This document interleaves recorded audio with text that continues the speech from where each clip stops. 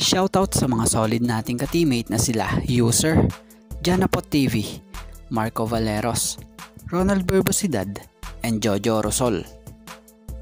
Coach Tim Cone, jackpot sa Hinebra player na to.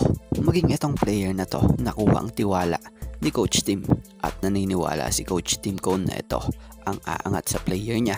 So sino ito? And Arvin Tolentino balik Hinebra na nga ba?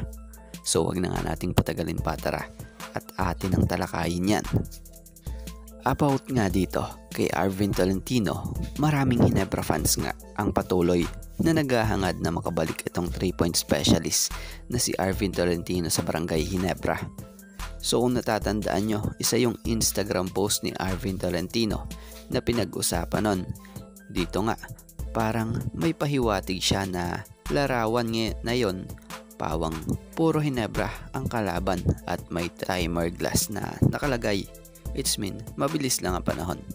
At dito nga sa na-post naman na isang video clip, pansing magkasama na muli mag-ensayo sa gym si Tolentino and Brownlee. So ito na nga ba yung hudyat?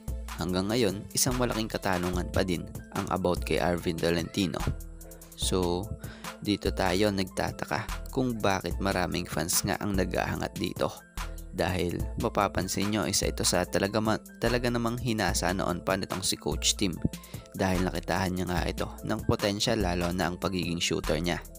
Kaya naman para sa mga nag-aabang dyan, antay-antay na lang kayo. Malay nyo, diba? Arvin Tolentino is back to Hinebra soon. Pero ngayon, hawak siya ng Northport. Support na lang din muna tayo.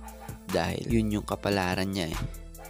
At about naman dito kay Coach Tim Cone, malaki pa rin ang tiwala niya sa player nga po na Hinebra at Gilas na si Scottie Thompson.